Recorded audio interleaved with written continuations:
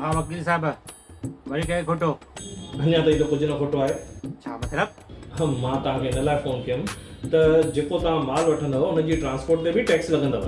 Transport ते भी tax माल वठण ते टैक्स माल विकण ते टैक्स रोड ते टैक्स प्रॉपर्टी ते टैक्स पानी ते टैक्स खाइण पीअण ते टैक्स ऐं हाणे वरी ट्रांसपोर्ट ते भी टैक्स।